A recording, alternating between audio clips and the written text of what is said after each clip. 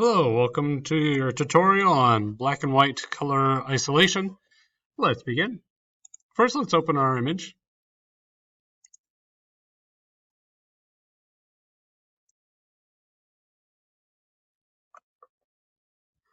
Next, our usual step is going to be copying or duplicating a layer.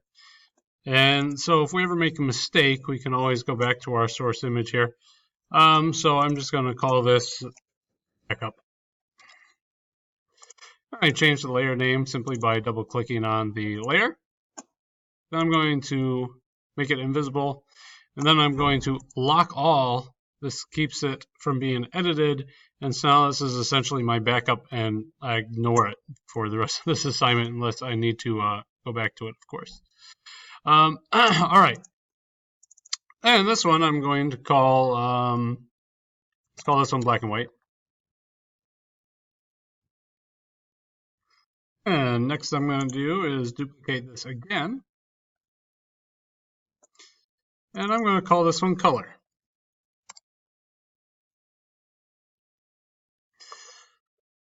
Actually, I probably should go the other way. I should have black and white on top and color on the bottom.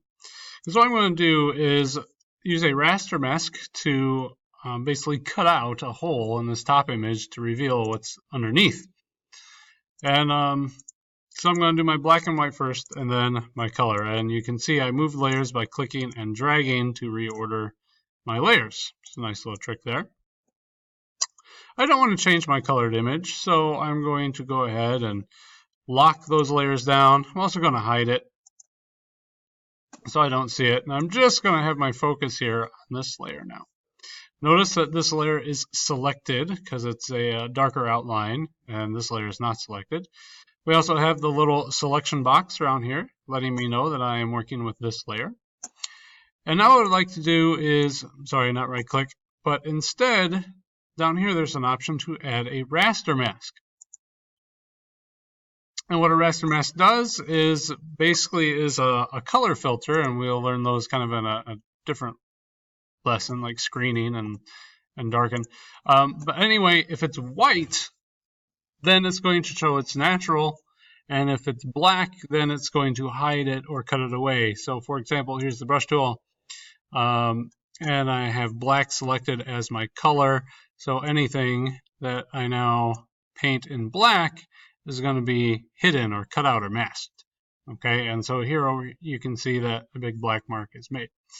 So I'm going to do kind of like a very sloppy circle around this apple. Okay, then I'm going to use my paint bucket tool, which is G. And I'm going to make sure that black is selected. I'm going to click anywhere out here. And basically what I'm saying is anything that's white, turn back to black. I'm going to click out here somewhere. And remember, we're editing the raster image, not this image. Okay, everything's black, and now it's just this.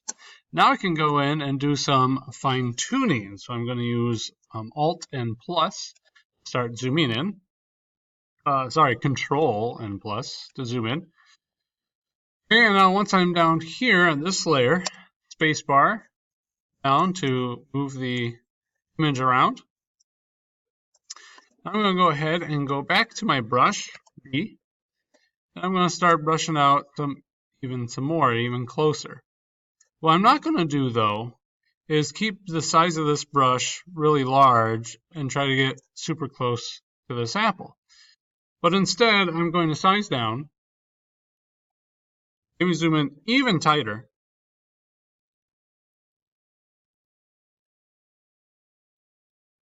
size down maybe even more. And what I would like to do is turn down the opacity, but I'd like to make my brush a little bit softer. And when I do this, I click and you can see it's kind of gradually cutting away, and I can kind of go back and forth here.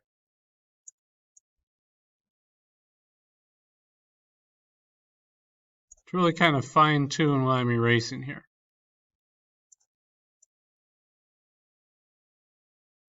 Now, to also help with this process, let me show you how to make a layer black and white. I'm actually just realizing that I have these backwards again. So essentially what I'm erasing is what I want to be the black and white layer revealed, which would be this layer. So a couple things we could do. One, I could have been erasing the apple instead of the background. Or I can keep things how I am doing it, but this is this is going to be my black and white layer. So let me show you how to do that. I'm going to zoom out so we can see some more again. Make this one visible, this one invisible. I'm going to lock this out so I don't disrupt it anymore. Unlock this one so I could disrupt this one some. And now this is going to be color. This is actually going to be black and white. And then so I go image, adjustments, black and white. And now what it does is try to do an equal masking down here of everything being black and white. You can fine tune some things. Like I could decrease the reds and you can see that's going to have a different effect on the brown colors in the image. I can pull down green and anything that has a green tone to it will get changed. And you can see that the apple, since it is green, is changing, so on and so forth, yellows and blues. And you can make all these different adjustments up or down. Down being darker and up being lighter. Okay? I'm going to reset and just keep everything neutral. Say, okay, there we go, black and white image. Now, if I reveal both of these, you can see this masked layer, what I've been erasing, is colorized. And here, underneath, is what's being revealed. So, I'm going to zoom back in now, but I'm going to leave this layer visible so I can kind of see my effect and my result here. I'm going to lock this layer, go back to my masking layer and unlock that. Go back to my mask over here, zoom back in.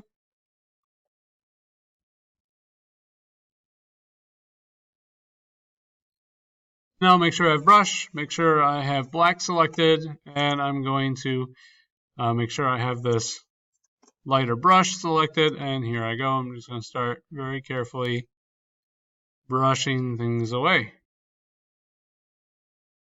Okay, I can always take a step back and see how that looks. And I say, oh, magnificent, looks good. Okay, I got a little bit here still, so it depends on how particular and meticulous that you want to get.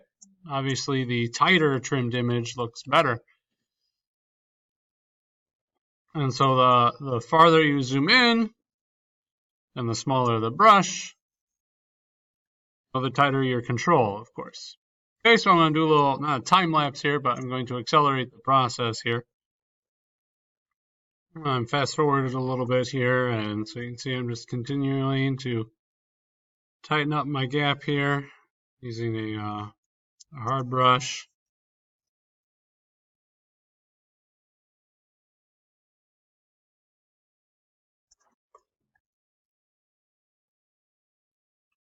Going back to the softer brush.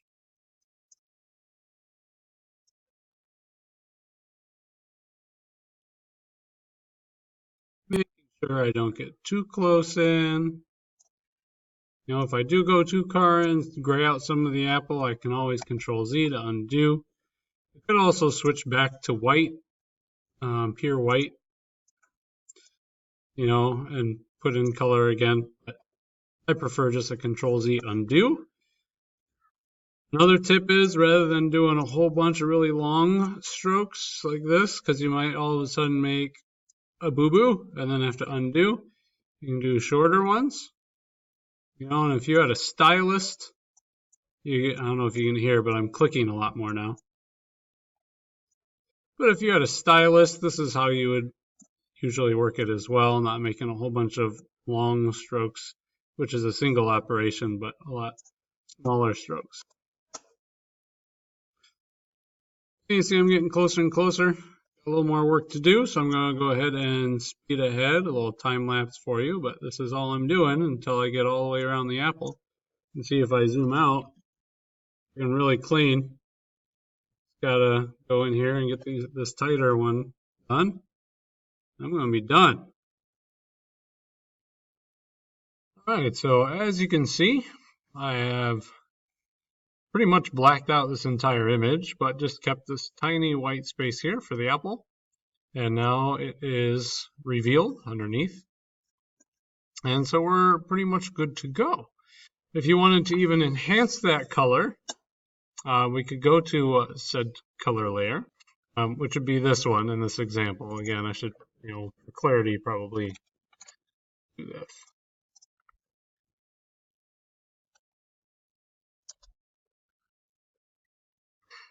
Okay, and I can actually now do some other things on here. So in layers, in adjustments, I can go to, say, Vibrance.